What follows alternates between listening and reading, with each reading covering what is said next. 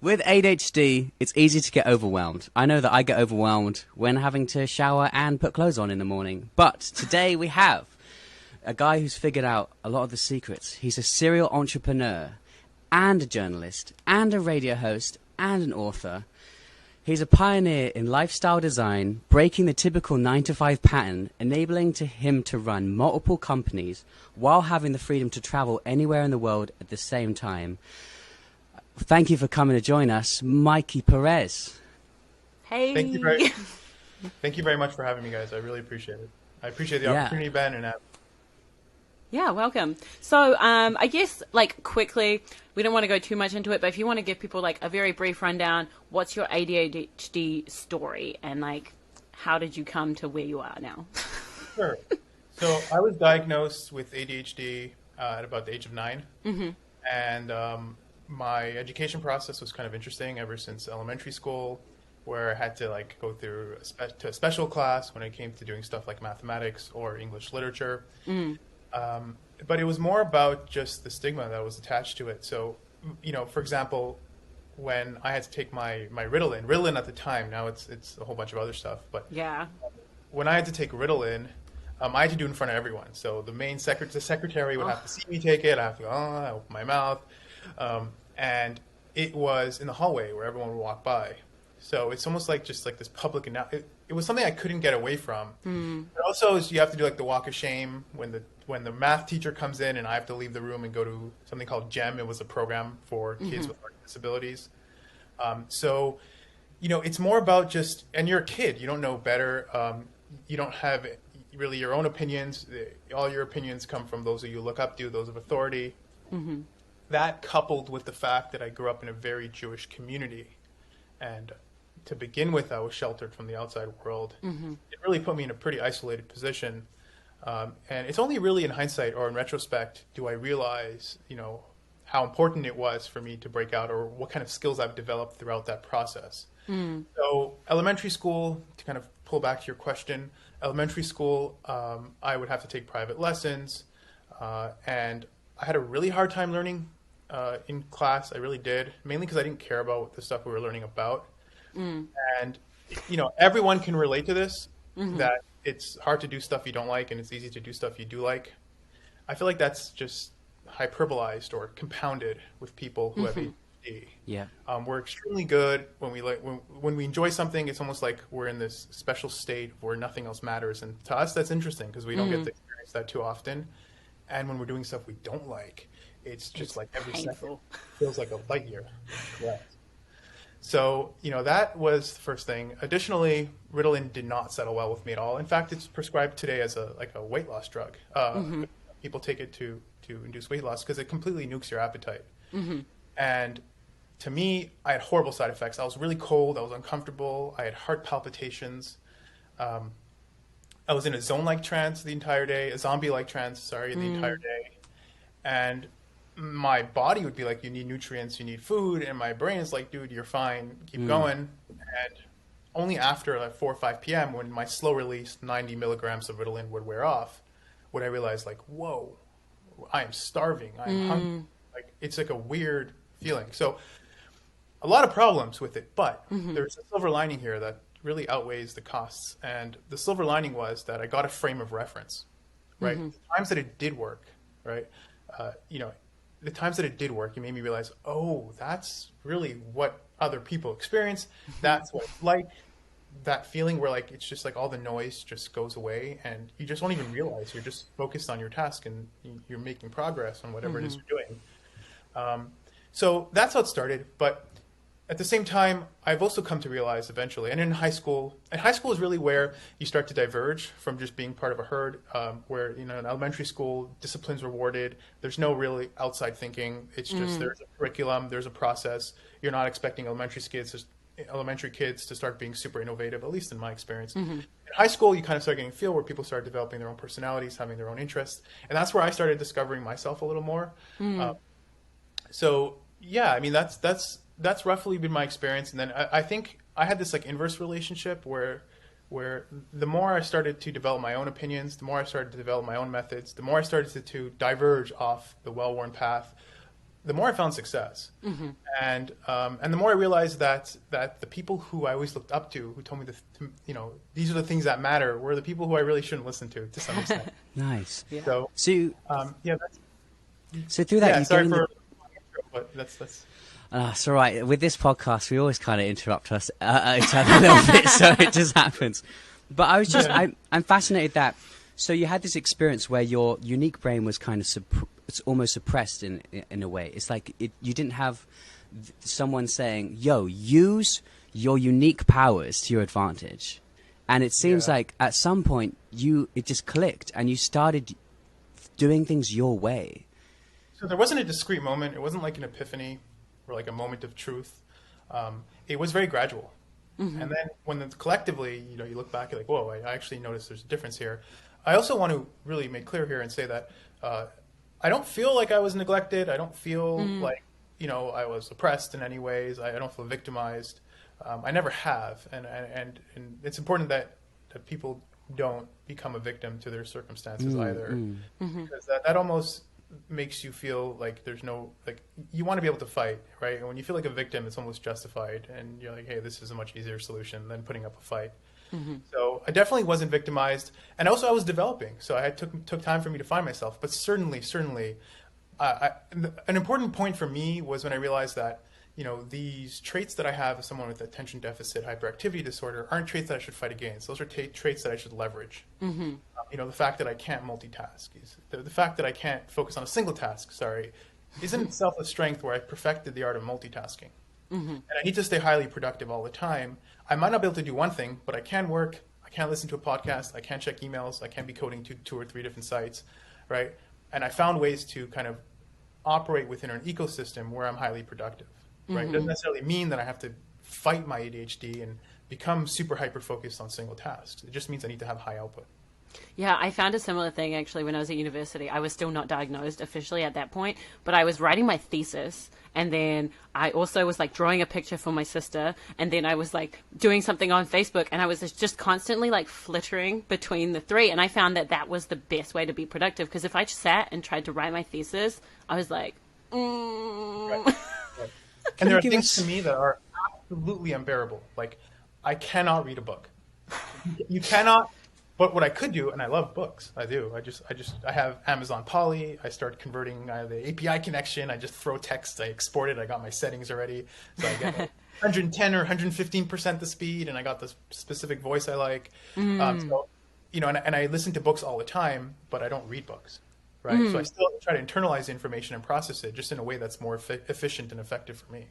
I love that. So you speed it up and then you listen to it. Yeah, I mean, even YouTube, you can't. I know YouTube. I'm always on 1.25, 1.5. Can you listening even on 2x? And I was just like, and then I just pause it down for the things that matter. It's just time is so precious. It really is. I'm fascinated to hear how your relationship with multitasking, because it sounds really interesting. Can you give us some examples of like how you do that in your life? Well, it's also delicate for the most part because when you do accept, because what happens is, you always stabilize to a certain amount of work. So, when you accept to do so much work in a given day and you're not at peak performance and everything's not calibrated correctly, it's akin to taking 1 too many courses in college where 3 courses, you can take 4 courses, but then when you flirt with 5, everything becomes exponentially more difficult. So I got responsibilities in my day, right? I have people who need updates. I have commitments that I've made. And when I take on just a little bit too much and I'm not in the mode where I can kind of do high output through multitasking, things collapse and it's stressful. So I do need to pull back sometimes, but for the most part, I've become more organized. So, at first I would just work on like stress control. So I would wake up every morning, I would know what immediately needs to be done, and I just do that. What I've come to learn is that using the right tools is extremely important, and getting organized, like Google Calendar, Notion, Slack. These are tools that are the difference between being 20% productive and 95% productive. And we're talking orders of magnitude more output. So multitasking is important, and I know you mentioned you want specifics, but for first and foremost, you do need to just, the way I did it, I brute forced my way through the process. I just kept doing things that don't work. I started questioning why they don't work. Structures that do work, I triple down on. Structures that don't work, I throw away. And eventually I find myself just with a bunch of tools. I'm like, oh, okay, cool. And then I start to put them together.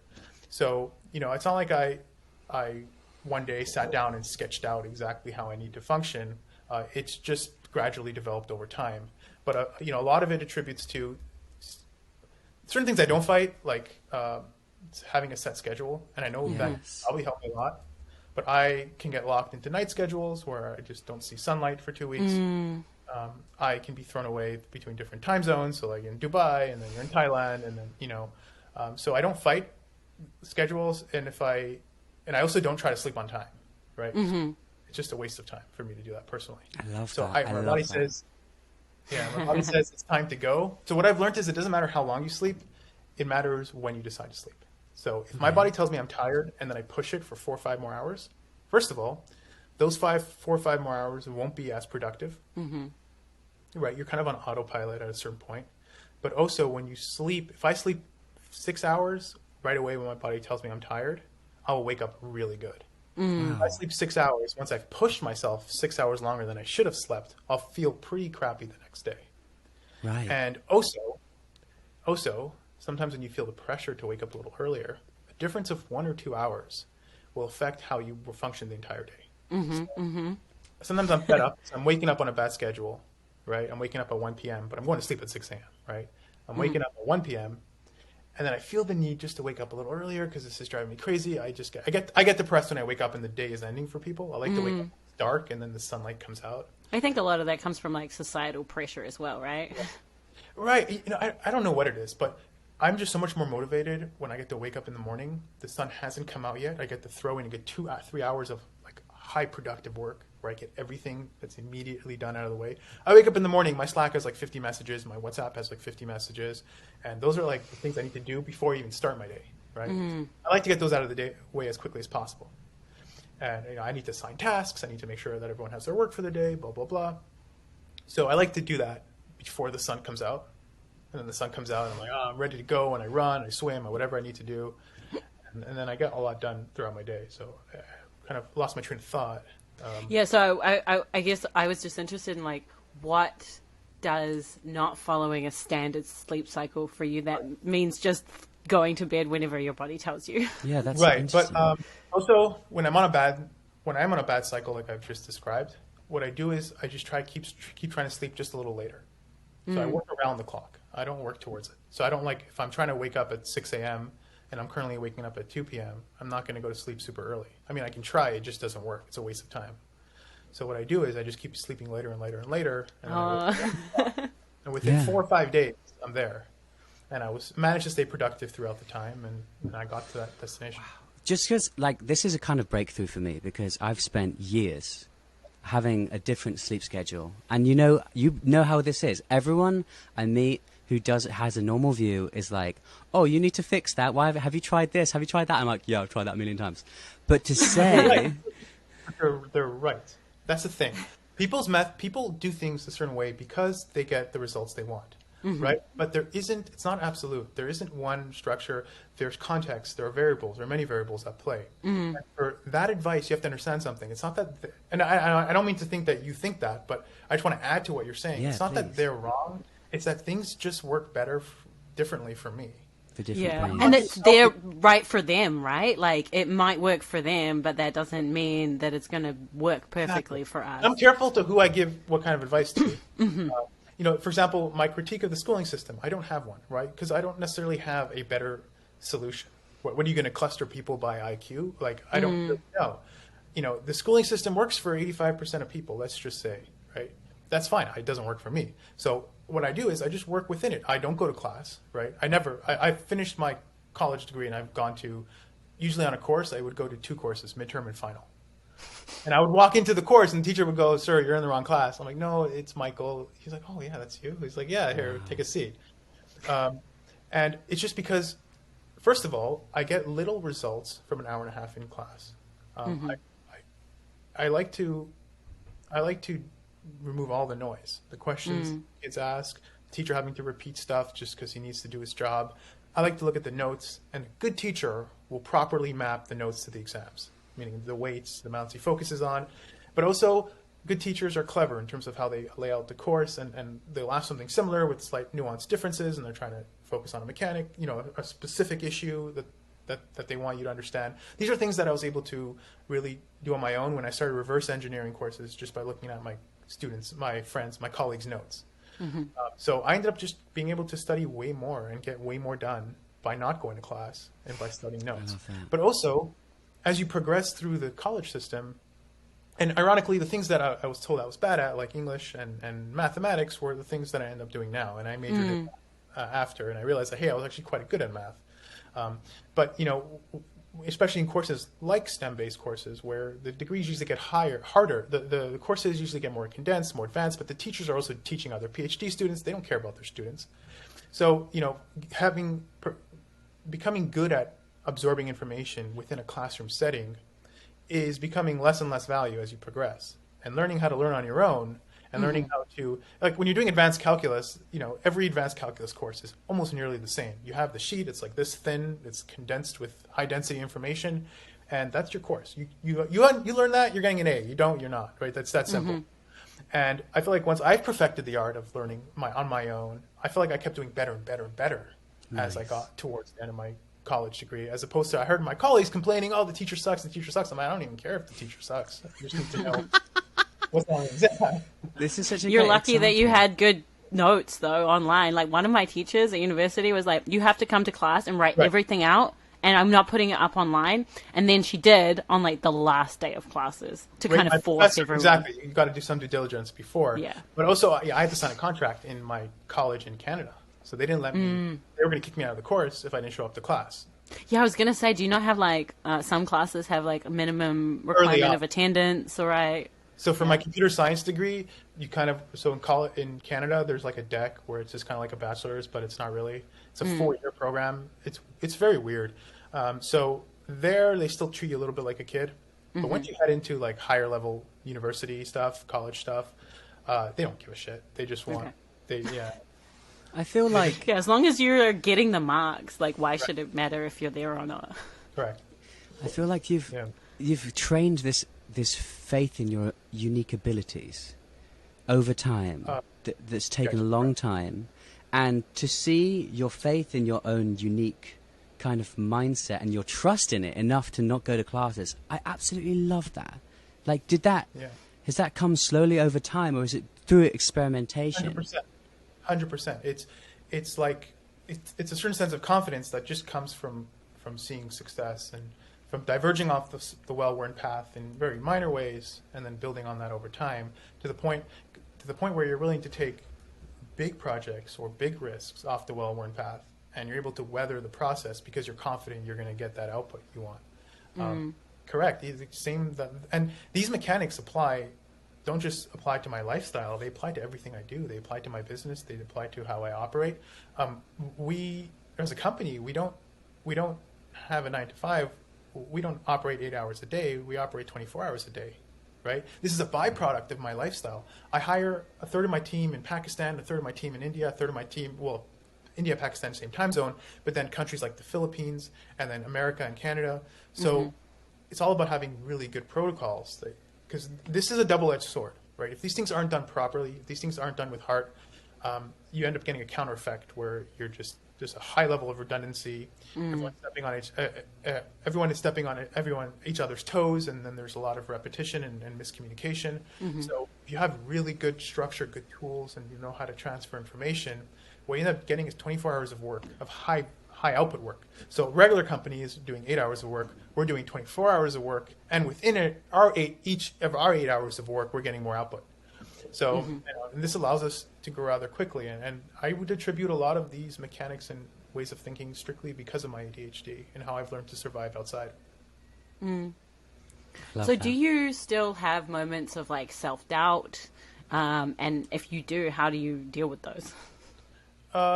Sometimes. I burn out. That's what I do. Yeah. But I burn out, and I wake up the next day, I'm like, fuck yeah, let's continue. And I don't look at it as a choice. I think there's a false illusion of choice. I really do. I think that we have a choice of, it looks like we have a choice of whether we want to start our own company or, become an entrepreneur or whatever, or work for a stable 9 to 5 job. And I wish to say this, that 9 to 5 is not being an entrepreneur and starting your own company is by no means better than working a stable job with security and benefits. Mm-hmm. In fact, being an entrepreneur is, if you look at it transactionally, it's way less worth it. You work, I mean, until you weather out the process. But for the most part, like when we graduated, I had some pretty good job offers at some pretty high tech companies with starting salaries. I ended up working my ass off, like literally 4 to 5 times harder than my colleagues. And I was paid a fraction. I made less than 30K. I think I made 27 or 28K my first year. I made peanuts. I barely had money for anything. To many people, that's just not worth it, right? Mm-hmm. And I never really had a choice. And I realized that eventually because, you know, we get to say, hey, you know, we can do X or Y, but at the same time, we're not in charge of those neurons that fire that always make us make the same answer. There's no reason why I wake up every morning and saying, hey, this, you know, let's continue doing this. I can easily wake up one morning and say, like, screw this. So stressful. This is so much work. Why don't I just work for Facebook, right? And then, you know, I want to be one of those guys where you message me at 5:30 p.m. on a Friday and I go, oh, I don't have access to my work email. I'll message you Monday, right? Those guys who've got like that clear-cut separation between the personal and business. Yeah. I have none of that. My friends are people I work with. Like, there is no barrier between my personal and professional life. That's a weird thing to say, but it just is what it is. Yeah, I was gonna say, like, do you have downtime? I don't want downtime. You don't? I hate vacation. What the fuck? Yeah, I read that somewhere. It's like, I hate vacation. I'm like, what? What are you running away from? It's time Yeah, I think the majority of people, though, are in jobs that they need a break from, right? But I was saying to Ben, I was like, even when I've been doing stuff that I love, like when I was working as an actor or if I'm doing stuff like this, the podcast, I love doing it, but I also need a break. Like physically, I'm tired and I just need a change of environment, you know? Right. And I feel like it's just... I come off as a little aggressive. I don't think I'm that aggressive, but the way I see it is time is super precious, and it's just like we can do everything in our life. We really can. We can do anything we want. The real question is it worth our time or do we have enough time, right? So that's how I see it. I see every day that I'm doing nothing, someone else is doing what I'm doing and getting there quicker than I am. And it's just like, I'll relax in the future, whatever, one day. But right now I have places I need to get to really quickly because it's going to get really good when I get there, right? When I have companies that are fully stable, running autonomously, highly optimized, that they can work cohesively, and I can start moving into VC and things get really good. Like that's, I'll relax then, right? But right now I've got real things I need to get to, and I don't enjoy doing nothing. I really don't. Yeah, I feel like for me the downtime is like spending time with my friends or family or like the self-care practices. Do you just don't feel like you need those? I do. I definitely like having fun. I definitely like, living life. So, I have my fair share of partying and stuff like that. But, the idea of just going away and doing nothing for a week. Yeah. Is, for me, like, listen, I get it, right? I get it that people, even if they love their job, they still need to try something new. But also, if I also feel like I'm burning out internally, I just try a different type of work. So, nice. Yeah. But I also need an aggressive counterbalance. So I do need to run every day. I have to run like not on a flat plane. I got to go uphill. It's got to be painful. I got to do I have these benchmarks that I need to reach. So I do try to run and stay exercise, because for me running is kind of like a similar high to coffee in the morning. Yeah. Burnout midday. Going for a run for a half hour makes me feel super motivated, because I do get that feeling where it's just too much and I'm not interested and I'm burnt out. But that feeling never lasts for very long. It's just even when a project has gone sour and I'm just I hate everything and I'm just pissed off. I remember I told you it's not a choice. I just wake up in the morning and I'm just yeah, fuck it, let's continue, right? Or let's try something else. And what causes that to fire, personally, I think it's genetics plus experience. It's not, there's no choice in there. It's a false illusion of choice. And for some people, this is a horrible life. And for some people hearing me speak, they're like, this guy is screwed up. I feel bad for him, right? And for other people, they're like, wow, I want to head in that direction. Yeah. And I think that for people who like structure, who like benefits, who like stability, I would never sell you this. I would tell you, like, find yourself a good job, live yourself a stable life, and you'll be happy, and that's it. It's more about what kind of model you want to subscribe to, right? There's some models that are exponential, and there's some models that are linear. I think, you know, when you're working at Google, right, you're getting a well-paid salary of 120K, 150K, you're plateauing after $400,000. Like, even if you're tenure in the company, you're not making $20 million at Google. And if you want to exist in the playing field where you have potential to make $20 million, then, you know, that's this one. So you're just doing your own things. I love but how it's also much. Sorry, go on. It's much Sorry, easier. yeah. I was going to say, to finish off, it's so much easier doing what you like, coming back to the ADHD point. So just because I like programming, for instance, doesn't mean I want to work at Google calibrating a GPS for the rest of my life. Right? So that's an important piece of information.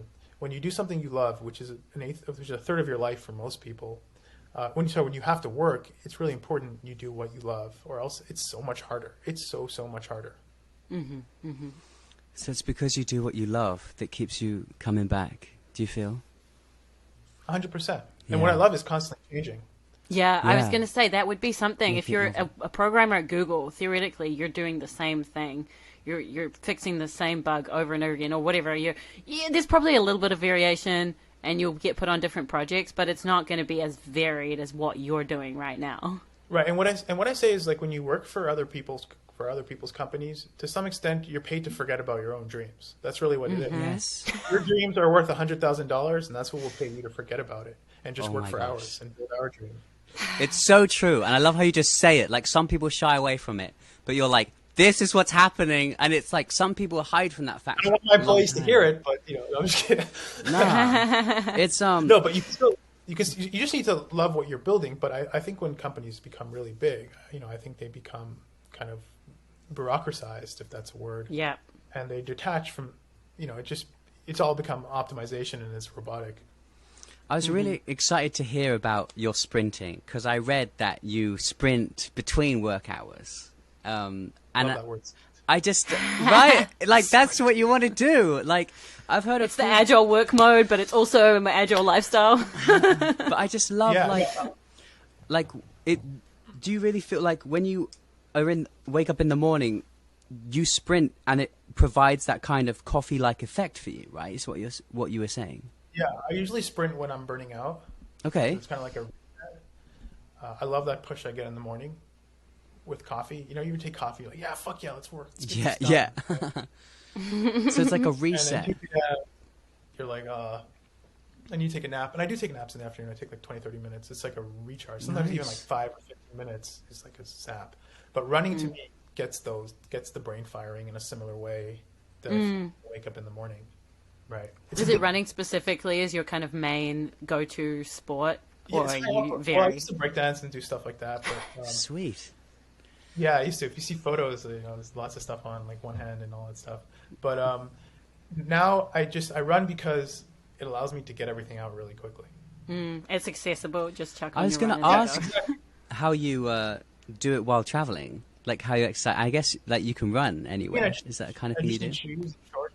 And, so let's just say I'm in Thailand and it's, like, dangerous to run at night or whatever. I'll just go up and down the hotel. The stairs. Nice. Yeah, find some metric. Like I'll make my first day where I just assess how quickly I get tired and how many times I have to do it, and then I say, okay, I got to do 4 of these to be considered a workout. So I'll have to go up and down 4 times. It's all about and it's always about like creating metrics and quantifying your work, because then you can always assess where you're at, and then you always feel the motivation once you push forward. So let's just say I know that, you know, oh wow, I went up and down the entire hotel 4 times and I was exhausted, right? Then I go, now let me try to do 5 times. So now I have another goal and pushing myself forward. If I blindly did it and I felt tired, I'd be like, oh, I did my part already and I'm done. Right? But I let it on, hey, no, Mike, you've done more yesterday. You just feel tired, but you have more in you. So, you know. That's cool. Then you have a bar. Cool. You can compare yourself to yesterday, and then you have that feedback loop where you're always improving. Right. That's awesome, man. Exactly. That's motivation. Yeah. See, what I really wanted from these podcasts is to talk to people who have ADHD and have just, like, figured out the unique ways to work with this brain. And it sounds like even hearing, like, your exercise routine and your sleep is, like, revolutionary to me.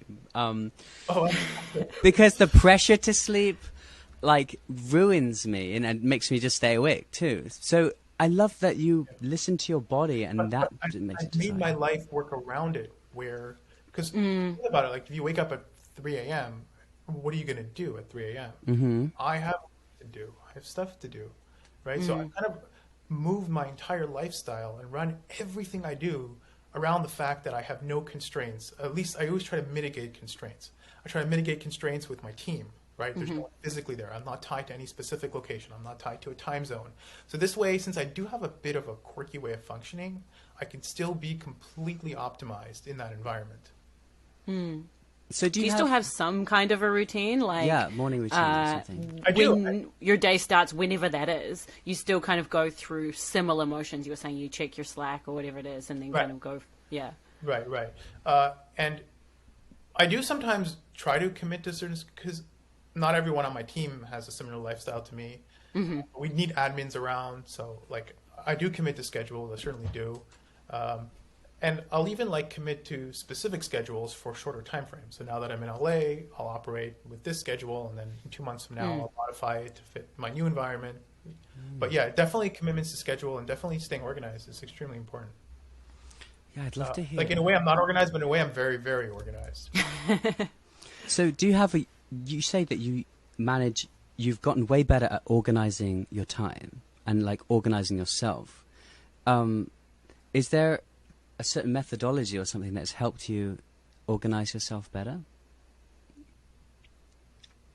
It's weird that I don't have a good answer to that. I'm sure if I thought about it, I would.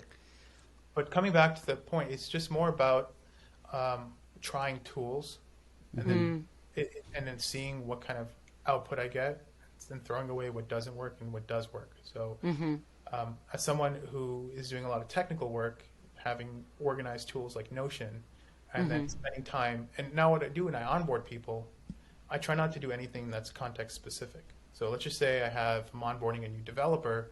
I'm not going to talk to the developer telling him the job requirements. I'm going to go and make a onboarding guide for all developers. And I'm going to spend a half hour, voice record, upload the voice recording, make an introduction to the company, what it does, make specific questions, make specific tests. And then this way I can just throw it. If he's not a developer that works out for the company, I can just repeat the process for everyone. Nice. More like stuff like that, where I'm always setting up reusable. I'm always trying to think abstractly. And this way, if a specific context doesn't have the desired outcome that I wanted to, I can always quickly readjust. It's amazing. Yeah. So everything is a formula. It's really about if I were to pick like a word here, I'd say degrees of freedom. It's really all about having degrees of freedom, to having skill sets that are highly malleable and adjustable, and then have experiences like COVID that force us that completely zap our environment. And a lot of us who have very rigid structures, some of us are thrown completely off balance, right? Because our environment has changed way too quickly for us to adapt to. But some of us who have reusable skills, and this is why when you're flirting with zeros and ones, with untangible stuff, you find a lot more success, because even as your ambitions change, it's not, sometimes there's two elements here. You have choices, but then you also have the choices in which you develop choices, right? Do you get, if you understand what I'm saying, like when you think in a narrow frame, you don't even realize how many more questions or how many more passions and interests you could be exploring. And when you have tools like for example, as a programmer, I never thought I'd be interested in, becoming a graphic designer, right? And at some point I was a graphic designer, right? And it's just because if you tell me, I can become a programmer, I can become an iOS developer, an Android developer, I can build websites, you don't start entertaining the thought where you can become a graphic designer, right? And I do think that having specific types of skills and also never getting complacent within your environment, that's the number one thing I tell for people in tech, that complacency is literally the death of you. The second you get comfortable with the language, and you really do, this is a very ADD point here because I'm completely off the main topic, but the moment you become comfortable, the real way to success is to never become comfortable. You should become comfortable with being uncomfortable, if that's the word I'm looking for. This comes up over and over again. I think people just saying you just need to get outside that comfort zone and be okay, pushing the limits. It really is. you always want to be the smallest person in the room. You want to be amongst giants. You always want to feel like you're behind. You've got so much to learn. I think the second you feel that you're a king in your environment, like school is an addictive feeling for me for that reason. School to me is amazing because you get to realize how much you can do in such a short period of time. Especially if you cram in your whole course a week before. Wow, what if it's all the time? Like, what if I absorb this much information all the time? That'd be crazy. That'd be awesome. There's something about... Sorry, you go. Yeah, go ahead. No, Well, I just find it amazing that there's something about being on the edge of your abilities when you're an ADHDer that is a thriving, like, place to be in. You know, it's something about the challenge is always there. We always want to be growing, and it's like kind of fun. Right. You can be doing so much or nothing, right? The problem is if like you don't have it calibrated and you're not organized, you end up doing a whole bunch of nothing and you get like no output. It's just like when you kind of get it right and you get all this information, all this like results coming in so quickly, that feeling is it's like a drug. I agree. Right. So when you say calibrating, I'd love to know your unique understanding of that word. Well, like, for example, like I do quite a few things. Like I mentioned, graphic designing, writing, web design, web development. I used to create programs. We work in the journalism industry, the media publication industry. We're even offering services to podcast hosts now. We're doing all sorts of cool stuff. And you got to be really careful not to. You have to. It's kind of like when I say calibrating, you got to get you got to get fine tuned. You got to know when to dive in. You got to know when to leave. Right? Because if you leave too early, what happens is you end up don't getting any good results, especially when you're in a competitive market. You're offering a service in a market. There's competition. There's other people offering services. You have to have enough depth and insight where you can actually have a competition, or else you quickly get drowned out. So for me, it's more about finding a skill set that I want to explore. So I have your core services, and I'll give specifics here. Start off with just web development, right? And then people would come to me for a website. I'll go, oh, here's a graphic designer. You can go to the graphic designer, send me the PSTs and the exports, and I'll build the site. Oh, you need hosting? Yeah, you can use Bluehost or GoDaddy or whatever. I'm like, well, what am I doing, right? I'm only making 10%, 15% of this potential with this client. Why don't I expand outwards and do subsidiary services? Start learning a little bit of graphic design. Why don't I build my own servers? And then it's this kind of process that just trailblazes, and then you realize you're doing everything. But you have to be really careful. So you want to be able to say, hey, I'm going to give, and I usually do this. I give myself 2 to 6 months on a new skill. I go, and I have this like 80-20. So I'm always going to be, I'm oscillating 80-20 in various aspects of my life. For example, exploring and hunkering down. So right now I'm in a hunkering down phase. But if I'm in an exploring phase, 80% I would go and I would do 80% work, 80% exploring, 20% work. Or I'll do 20% work, 80% exploring. When I went to Hawaii, it was 80% networking, meeting people, having a good time, 20% dealing with clients and work. And it was a bit of a problem. But in here, now I'm back to being, switching back to like being hardcore work mode, 80%, 20% networking. Anyways, so now within that 80%, 80-20, when I'm working, there's an 80-20 again. What kind of work am I doing? So there, I'm going to stick to stuff that I know that I can build on, systems that I have that are established, that are generating revenue. Then I have 20% where I'm heading into new territory. Right? And I'll switch. Sometimes I'll go completely into new territory, and I'll just try to do just enough to maintain the systems I have now. Right? So, and you have to be, and like I said, you have to know when you have enough depth. And really what it comes down to is any skill that this company offers is a skill that I can do on my own at a very basic or technical level. And in order to be an effective leader in my space, I have to be able to understand what the people below me are doing. So this is why any service we offer, even accounting, bookkeeping. I was doing accounting for 2 years. I was doing bookkeeping for 2 years. I was doing graphic design. I was doing writing. Everything that anyone on my team does are things that I have done before. So first thing I do is I actually understand the mechanics to some depth. Obviously, I'm not as good. I might not be as good as they are in their specific niche of expertise. But 2 things. I've done what they've done, and I can also create a system because their job is not to scale the company. Their job is to do very discrete tasks. It's my job to make sure they have an environment that helps the company grow. So when I understand the mechanics of what they do, I can easily decipher or discern between bullshit and good work, right? Because you have to respect technical people. People who are doing technical jobs, things take time, things can be complex, or they can just be bullshitting you, right? Taking you for a ride for the money. Yeah, and I think that probably happens to a lot of people, right? Right. They probably are like, oh, this guy said he's the best, so I believe him. Right. And they go, oh, this person knows nothing about web design. I'm just going to bullshit my way through the process. Right. Yeah. Or like with like SEO especially, right? SEO takes 6 months to give results. So they string you on this 6 months ride, and then, at least they got 6 months worth of work. But, the point here is that when you understand what they're doing, first of all, they know that you understand, so there's a certain respect there, and they also calibrate the responses accordingly. But at the same time, you're just more of an effective leader.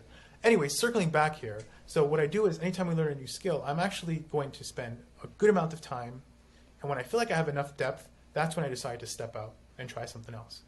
So and the moment you see success in something, you can celebrate, but you also need to move on to the next thing.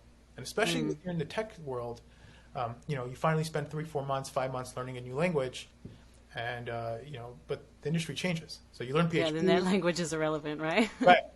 But it's the abstract mechanics, it's the critical thinking that constantly gets used. Even when you graduate computer science, you don't really learn anything practical. You just learn how to learn, right? Yeah, I've heard that in the time that you do a computer science degree, if you're learning a specific language in it, it's probably defunct by the time you've graduated. Yeah, it's defunct, but it's also just it's unlikely that it's specifically the language you'll use in your practice.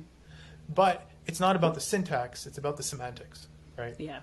So, part of what Ben said, it comes down to confidence, where even in college, right? If you don't know you want to become a psychologist, where's the motivation to spend every day doing 8-9 hours of work in that area for 3-4 years? I mean, just to get your bachelor's, never mind your PhD, right? We all know that you can do nothing with a bachelor's in psychology. So where does the motivation come from, right? But the truth here is that even if you don't want to become a psychologist, those are mechanics, those are concepts that will easily play themselves out in your life. You'll understand human interaction better, you'll understand how people think better, and you'll be able to make the most, whether you go into business, whether you go into computer science, right? You'll have an advantage over your peers, because computer science people aren't necessarily very socially, they don't have the strong social skills as other people do. So everything can be reused. And when you think of it in that way, you're so much more motivated to make the most of your moments. That. So it sounds like you're a big fan of having that eternal, improving skills quest, and then it always provides variety, which means you're always stimulated, and then you're always. I don't worry about how I'm going to use. I don't worry about how I'm going to use what I'm absorbing. I'm just confident that I will be useful. That allows me to focus more. I sometimes step back and look at what I'm building, but every day I'm like, here's a brick in my hand. How do I place this brick perfectly on this wall? And that's really all I try to care about.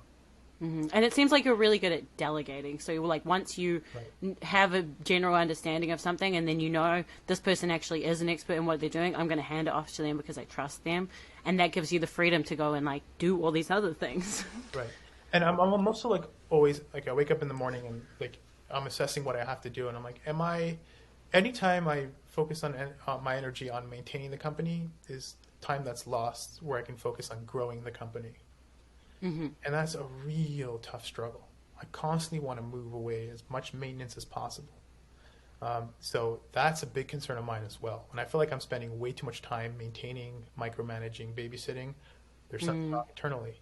But I'll spend time, 80-20 again, where I'll spend time learning new skills, creating an internal team, which takes forever. Hiring is really complicated. It's stressful. Once I find the perfect team, I'll go ahead, I'll make all the study guides, I'll make the internal flow of information, SOP, standard operating procedures within the company, and then I'll step out, let them handle it, and then I'll focus on networking and then bringing in clients and people to fill those resources. Once those resources, and what happens is any tiny chink in your internal infrastructure doesn't get identified when you have moderate consumption of the system. Right. But the moment you start scaling up and you start having more and more people, every tiny issue you have early on becomes exponentially more complex. And the systems you build now are perfect for this context.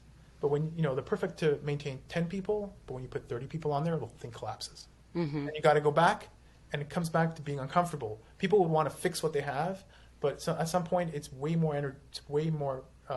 better to destroy what you have and rebuild it internally. So what I do is I'll oscillate between going inside internally, developing the resources, making sure that they're spot on, they're optimized. Then I would move my attention and have team members, hire people, take over, step out, go do networking, bring people into the system, wait till the system is overloaded, go back, rebuild it bigger, go back, put people in there, go back, rebuild it bigger, and then add new services and all that good stuff. Right. So I had a question about that whole networking side of things, because the business world is like another language to me. Like, did you have to learn that language, or did it kind of come naturally to you? I knew nothing about business. Do you know what I mean? I was a science guy from day one. Yeah. I mean, I always felt like science is something, if you're going to go to school where people are going to give you like structured information, it's probably stuff that you're less likely to get on the outside world. And I felt like business is something that I might develop naturally or just through trial and error, rather than, it might be easier to learn business on my own than it would be to learn computer science. That's just my speculation, right? So I learned, a lot of the business I've learned on my own. And I actually started to realize I used to look down on business. I'm like, it's stupid, it's easy. But now that I'm in the world, I'm like, hey, I actually wish I took business administration courses. I actually wish I took finance courses. Like, I wish. And I realize how awesome they are and how applicable they are. But anyways, a lot of business I've definitely learned on my own. And in some ways, I'm a little socially awkward, but in some ways, I've got some pretty good social skills. And when it comes to business, I think some of the mechanics seem like common sense to me, right? I focus a lot on giving people value and making them realize that I care about what I do more than making money. And I'll do free work right away just to make an impression. I'll go above and beyond. I'll always give in to people. I'll read people's energy right away, and if I can tell their budget, I'll say, listen, I know you're a student and you're an actress or an actor and you're broke. Here's what I'm going to do. Like, these are my costs. I'm be honest with you, right? I got to pay my team. So you tell me what your budget is, and I'm going to come back to you and tell you exactly what I can do for you. And hey, listen, what do you do, right? Oh, we can barter. I'm a big fan of bartering. Let's keep money out of it. I make money off other people. I've got cash cows. I've got clients who pay me well. I'm looking to see what value I can offer you. Because I always have two choices when I meet someone. Someone can turn into a client, or someone can turn into a partner, to whatever the partner means. But partners means that they can help me expand my resources, so I can offer my clients better services. Not everyone is about making money. And, sometimes way more to build relationships with people, and especially what I do. It's so many different services that, you're right. So it's not, even the people who I do make money from, I first try to show that I'm really there for them. And a lot of people are burnt clients. They come from having bad experiences prior. And I'm aware of those mechanics, and I do the exact opposite of what they fear. I collect money after the job. Right? And I'll have to assess. There's a risk involved there, because you obviously can take the brunt and you can get screwed over. But at the same time, you have to look at things in the aggregate, statistically, right? So, for example, doing free work, right? At first, to make a good impression. When I was in high school or post-high school, I tried to develop my clients for web development, right? So I would look at high-traffic sites that are done really poorly, and I wouldn't even ask the person if they're looking to do their website. I would just build it over the weekend. Wow. Or I'll build the first section of it, the homepage, and I'll say, hey, listen, I had some free time. I saw your site was really shitty because of this and this and that. And here you go. You can have it.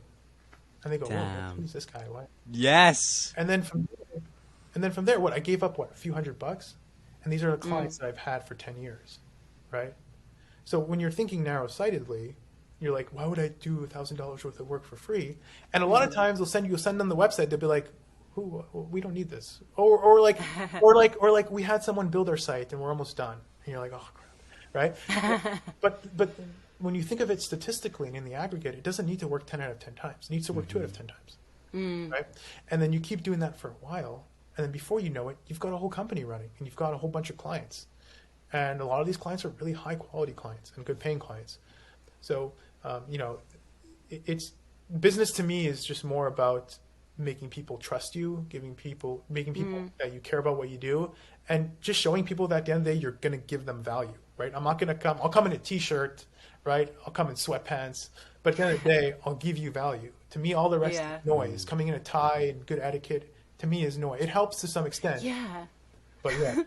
I've just never understood it. Like the whole, the business wear, and there's certain ways you're supposed to speak in the office world, and it just like it's an alien language and to me. You see it in various industries. You see it in the news industry, where you have like corporate news channels with the etiquette and this and that, and they're always like just super formal. And then you have like independent news people on YouTube who are getting way more views and way more traffic. Yeah, people just care about sincerity, right? A lot of this stuff is couched in bureaucracy and noise, where you have old structures, like 50 years ago, 60 years ago, that was part of it. Coming in a suit, showing you're presentable and your business really helped you. But we're at a point in time where that's changed, and you need to always focus your energy, which is your currency, your time and your energy, on focusing things on value and moving away from the noise. So it sounds like you have used your divergent thinking ability and this like fresh understanding of what business can be to your advantage, and that's like what's given you these advantages. I would say that I've used the mechanics that got me that allowed me to exist with ADHD in my environment, school, whatever it is. I've used those mechanics. Took me a while, and I had to again, in retrospect, look back, but those mechanics certainly translated to how I do everything today. I run my business in so many ways. But, you give up a lot too. You give up your social life, you give up personal life. It's at some point I'm going to have to readjust things if I want to have a family. So onto that, on some of the viewer questions, the community questions, someone asked, how do you deal with motivation and burnout? Right.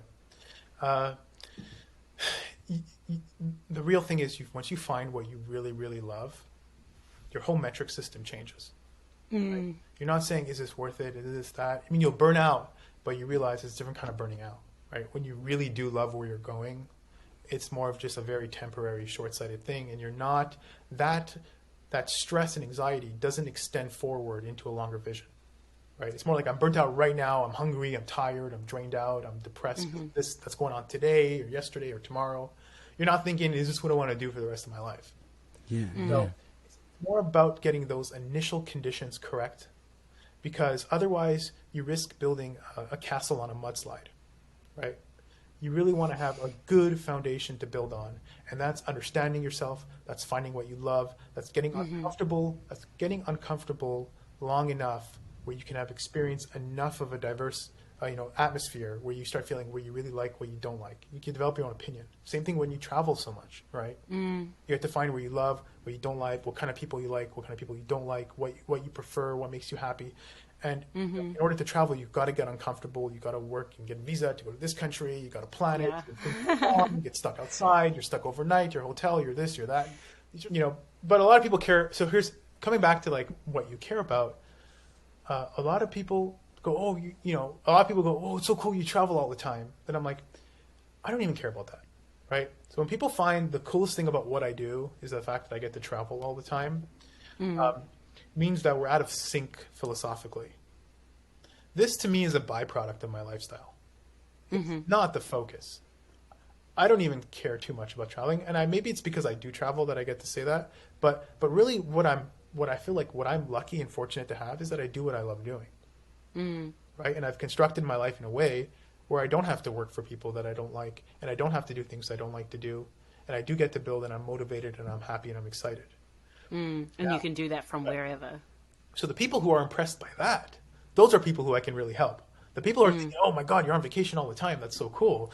Yeah. I can't really help you because, you're looking at only the benefits, but the hard work to get there is something that you'll likely not be interested in. Yeah. But I feel like... I think there's also a big difference between vacation and travel, right? Hang on, Anna, let me ask something. Yeah, go. I feel like... I feel like the community we do this for, there are so many people who want that freedom of choice, and I think that's something a lot of people want so badly, and there's a lot of people who are feeling very suppressed or depressed in their work where they're told how to do things. They don't have the flexibility or creativity. There's something about being an ADHDer and having that flexibility to choose what you need your life to be at that moment and that point, and depending on your energy level, that makes life a lot easier. And so I think that a lot of the community are really grateful to hear what you have to say about this, you know? Right. I actually have a lot to say about this. Take a slight step back here. And I actually recently just spoke about this. So it's easy for me to say in a clean slate, you know, you should do what you love doing. But for many people listening to this, and I probably should have mentioned this way early on in the podcast, because this is something that I guess would resonate with quite a few people, is that saying, hey, Mike, I would love to start becoming a graphic designer. I would love to start becoming a programmer. But I have to work at a hotel as a receptionist, because if I don't, I don't have money to pay rent. So there's a context in which this theory needs to be applied. And my advice to people is to identify something called the survival cost, right? First of all, you have to be willing to get uncomfortable, because you're going to have to do a strong degree of uprooting so you can recalibrate your life so that you can head in a direction where you are happy. But now you're caught into this trap where you have these expenses and you got to pay for them, and you're held hostage by this hotel to some, you know, I guess if we're going to frame it this way, where you are going to die of hunger or homelessness if you don't actually work this job that you're doing menial work. And the lower you are on the chain of menial work, the less optimized it is. So if you're working at like a fast food chain doing, you know, service, you're doing a ton of hard work and you're getting paid almost nothing, right? So those people have it even harder. It's like the more money you have, the easier it is to make money. The less money you have, it's like making $10 from 0 to 10 is orders of magnitude harder from having $100 and making $110. Now, you need to realize what a survival cost is. So you need to say, what is the amount of money I need to survive each month? This is the money that's holding me hostage to doing things that I don't love to do, right? Now, a lot of times we think our survival cost is what it is, but it's usually a lot less. You got to have two bins, your luxury and your necessity, the things you need and the things that you want. How much do you want to be successful? How much do you want to get to, how much do you want to live the life you really want? Are you willing to give up your 8 hours of sleep? Are you willing to give up going to a restaurant every night? Are you willing to give up partying on weekends? Are you willing to give up binge watching Netflix every time you come home from work from 7 till 11 p.m.? Right? If you want that future, that life, more than you want that, then you're in the right direction, right? We all want money. We all want success, right? But how much do you want it? What are you willing to give up to get it? So when you come to your survival costs, you got to say, right now I spend $500 a month on food and I spend $1,000 a month on rent. That's my survival cost. So how much do you want it? Do you have the luxury of moving back to your moms and dads? And the embarrassment of being a 35-year-old or a 30-year-old, moving back with your parents, right? What are you willing to give up? If you can do that, you have hot food and you have no rent. You've reduced your survival costs gradually, almost practically down to zero, right? So now you can start formulating an exit strategy. You can say, I'm going to collect money for 6 months. Then I'm going to have 6 months to survive. I'll live with my mom. I'll have enough money to go out here and there, save this money. And now for 6 months, I'm going to do nothing but master and hone my skills as a graphic designer. Right? Now you can start taking control of your own life and you can start building clients on the side, and you don't have to do them. It's not necessarily a binary situation. It can be a gradation, right? There can be a spectrum here. You can shift slowly while you're working. You can start doing graphic design at night, 6 to 11. But you gotta be willing to suffer for a little bit to have a real happy life in the future. Otherwise, this is a cycle that never ends, right? You're always gonna have to pay rent. But also, you want to move to San Francisco and pay $5,000 a month for rent. You're artificially creating a survival cost. So you're creating this thing that you don't need that's holding you hostage to do things you don't want to do, right? So a lot of times, some people don't have parents they can move into. You know, some people don't have those luxuries.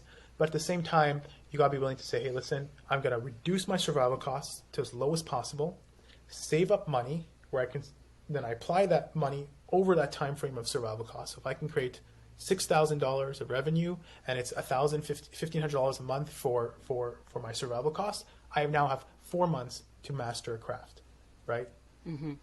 That's a lot of time. And you have no excuse anymore because you have the world at your fingertips. So I think it's not even just about me coming here and telling you, oh, it's really good to start your own company. There's a context here. And what it really, really comes down to is how much do you want it, right? Because, I mean, tell you something, I want it, right? I've given up almost everything for it, right? And if you don't want to give up everything for it, that's totally cool. And I actually kind of wish I was you. because I don't really have that choice, right? I'm very unhappy if I'm not doing this. I love that you live your idea of what you want to live. I think, and then that's the key to a good, happy life with ADHD. You have to. It's kind of like you have to do what you love, in a way. You know what I mean? But even more, yeah. We're like extremely, we're extremely compounded in that sense, where we're so goddamn bad at things we don't like doing. Yeah, and we're so like I physically cannot do it. Listening to a teacher talk for 5 minutes, I'd rather get punched in the face. Yes. Right. Someone asked, how do you deal with like stuff like cleaning the house and like, those kinds of things? Because well, I can't really see your background. You delegate, but yeah. Like, okay, so it's a good question. You should clean yourself. You should develop that discipline on your own. But at the same time, if you become really, really good at things you're really, really good at and you really like doing, then, it's just like, there's a reason why I pay $5 for a hamburger, right? I'm not going to go raise a cow and make a farm. That's how the economy works. Right? We focus on the things we get the most output with. We use that money to pay other people to do things we don't necessarily good at or want to do. So it's a more effective use. It comes down to really learning yourself and knowing where that line is. We're saying, hey, this is a discipline I need to develop on my own. And you can find all sorts of tricks and tips to become good at it. And sorry, I don't have specifics there. And if I think about it, I can come up with a few things. But, or you can realize, maybe I should become really good at the things I like doing, and I can pay someone else a few dollars to clean up my room. I love that. One question I'm dying to ask is you give a really good message to people who are financially limited, and like you had an answer for that, which is amazing. So I wanted to ask you, you said that time and energy are our main resources, and how we use them is like how we most valuable. Yeah, it's the most valuable thing. So I was going to say, like, for people who have low energy, for example, like low body energy, or they feel like they don't have the mental focus or stamina, I would love to know, like, how you train that, or like what advice you have for those kind of people. Probably, very simple answer. They probably haven't found what they love doing. That's amazing. So, right? If you find what you love doing, you're not questioning your energy, right? Right? You only say, is this worth it? Should I invest this much time? Or, I feel so tired. So you feel tired, but if I don't know, get you something you really, really wanted, and you're all of a sudden excited, and you want to use it, and you want to play with it, and you want to, right? You're not so tired anymore. You forget that you're tired. So your life is probably not exciting enough for you to want to find that energy within you. And I think that's something that you should question first. So nourish the variety of things you're doing. Nourish doing things that are exciting to you, that make you feel alive. And to that person, I would say, pretend you never had to make money, right? If I told you right now, like, just what do you want to do for the rest of your life? There's no, I'm a genie here. You got 3 wishes. What is it you want to do? Some people would say, I want to be on a vacation with a margarita or whatever on the beach for the rest of my life. That's fine. Well, that's a tough life because, if you want to live on the beach, if that's really what you're aspiring towards, you're going to want some very quick in and out exit strategy, retire at 30. I have no advice on that. That's not my area of expertise. If you ask me what I want to do, it's just going to be more of what I do now, right? The weirdest thing, I don't want vacation. Maybe when I'm older, but really what I have is a vision in my head. I want to have a beautiful house in San Diego, La Jolla, where it's by the beach on a mountain. Half of the whole second floor is completely glass. Half of the wall, half of the office will be biology research. Half of the office will be tech research. That's like a thought in my head that I have 5 years to build towards, right? And then I want to build these companies that they're beautiful, they're amazing, they're unique. And then I can head into the VC space where I can use my experience to vet tech companies, but also give them access to all these incredible resources. So I'll have like 2 angles of where I have value in the VC space. Like, I've got a vision, right? It's okay for me to recalibrate that vision, but there's something that motivates me, right? There's a place, there's more of a feeling, right? There's a feeling that I need to earn, right? I don't know exactly what it would be, but I know there's a feeling in there that I don't have now that I'm going to get when I reach that milestone. And to me, whether I'm conscious of it or not, that is my fuel source. So right? And people need to find, people need to find that. And it's not easy for everyone. Sometimes it takes years. And it's also, sometimes you need to think you love things. I thought I loved programming. I really did. Since I was like a kid, I thought I loved programming. You know, I don't love programming. I love that programming helps me express myself in science effectively. It's a very good thing for me to communicate with science. But in deep down, it was a subset of what I really loved, right? I love biology. This is not what I do now, but everything I'm building towards is I want to be able to have the stability where I can do research in human aging. That's particularly where I want to focus myself in 10, 20 years from now. Yeah. So it's important you have long-term goals. It's also important that you're not too stubborn and you're able to adjust as you grow and change. But yeah, if you don't find energy, if you're not motivated overall, you need to just really think about your life structurally. I love how clear you have that vision, though, and I think that's a really deciding factor. And I think that's it's an amazing thing, because I think that a lot of people have a general vision, but it's not like a picture where you can see that half the lab is a biology lab. You know, like doing biology research, like that's so specific. Yeah, visualization is key. Right, is that what do you do that then? Are you visualizing that? Yes, I do visualize things, and I actually literally just wrote about that in an article in Entrepreneur. I can post it in there. But I literally talk about visualization is a crucial component to entrepreneurship. You have to be able to see something to actualize it. And people do this all the time. Like, someone like Conor McGregor as a MMA fighter. I don't know if you know who that is. Do you know who that is? Yeah. I've heard the name. Yeah, he's a famous fighter. A badass. He's a badass. And he practices in the room exactly how he's going to knock out his opponents. And he actually lives his life before the fight as if he already won. Wow. And he actualizes these thoughts. Yeah, he talks about it all the time. And he attributes a lot of his success to that visualization component. Wow. Because then I feel like your subconscious is on board, you know? It already knows what to do, because it's almost like, sometimes I feel like the subconscious is, the language it speaks in is visualizing things. Right. We biologically function like that too, with trauma and fear, right? When we know someone's going to pass away, it's a lot easier than when we wake up one day and just find out what we did, because we get to mentally prepare. Our brain gets to adjust. It gets to subconsciously anticipate scenarios and create adaptation. Part of anxiety comes from not having a game plan once you're presented with a new context. So yes, visualization is very important to me. So you think of the game plans in advance, in a way. That's what you're doing. I almost like see myself in the future and exactly how I am in a certain place and having what I really want. And that's like this, and it's that feeling I know I'll feel then that I'm dying to actually feel. Nice. I don't even care about money. Like everything I own is what other people have bought me. Right. I wear this. I live off two suitcases right now. Like I don't. And I don't care about fancy clothes. I don't care about a fancy car.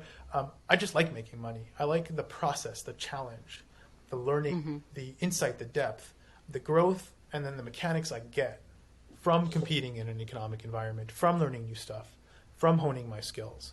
It's not money to me, again, is a byproduct of that. And money should be a byproduct of a stellar service. And that's why a lot of college students, I feel, make mistakes, because when they're looking, what should I study in college? They look at what the economy is paying best, right? That's weird to me. That's a very weird thought. You first want to find, it's much harder to fall in love with a job that pays well than finding what you love and finding a way to make money with it. Because when you do what you love first and foremost, you've got passion and art, and you do what you do uniquely, right? And that makes it less of a competitive sphere, because other people aren't able to do what makes you unique in the same way you do. So that's the first thing that's really important. But at the same, also another thing that's important too is that it's so much easier to do work that you like doing rather than work you have to do. So true. Wow. I was doing a job for a while and I was not enjoying it, and they could have offered me more money and I still would not have cared about the job, right? I'm like, give me something that makes my brain excited. And why would you want to put yourself in that situation where you're also really hard to get out of? It's a bad contract. Because imagine now you have an apartment, you have kids. It's easy. It's easy for me to say when imagine you have a family and you have 3 kids. You know, it's less about what you love doing, and you know. And then that survival cost is higher, right? Right. And the higher your survival cost is, the harder it is to get out of the trap. Yeah. Very precisely, Addie. Can I ask you a really random question? So I have a crazy sleep schedule, like you do. Well, it's normally seen as crazy, but it's the perfect one. In Hawaii, man. You live in Hawaii. Killer. I feel like if I met you in Hawaii, we'd be hiking all day. Yeah, dude, come over, man. It would be awesome. But we'll wake up at 2 p.m. It'd be amazing. But I wanted to ask you, when it comes to hotels and checking out times while traveling, they're always checking out at like 11 or like 9, and I'm like, come on, let me sleep in. And even when I was in hostels, they used to be like... I always make it sound like it's a one-off thing. I'm like, oh, I didn't realize, oh, I'm so sorry. I was dying to know, because like you had to have something for that, because sometimes when I was in hostels, they're like, hey, is Ben here? And I'm like, nah, he already left. So hostels are worse because they don't give a fuck. Like in a hotel, at least they have to pretend to be polite. Hostel, like, you don't pay me enough for me to put up with this. Yeah. So just pretend. For hotel checkouts, I mean, they rarely charge you more for extending. I usually do leave on time, but sometimes I'll leave sometimes I'll be like, fuck it, I'm tired. Yeah. I'm not screwed up. Also, once you leave, like, you have to hold your stuff for like 2, 3, 4, 5 hours. Yeah. Because you can't check into another hotel till 3 p.m. It's so annoying. Yeah. Sorry, I'm really passionate about this. No, but sometimes I'll leave my stuff there. They're cool. But you also just it's kind of like, okay, so simply put, that seems like one of the kinds of things where, like, it's better not to ask and just to do it, and then to invest, you know? And they'd be like, oh. Like, if you ask them before, can I stay an hour or 2 later, they're going to say, no, certainly not. We've got rules. But, like, if you're staying an hour more, well, they're not going to, like, call the cops. It's like, you're like, okay, so you can leave in 20 minutes, 30 minutes. Yeah. You know? Oh, my gosh. I love the perspective on that. Great. Like, stupid I wanted to know that so bad. It's been too much in my life. Like, sorry. What do you do for work, Ben?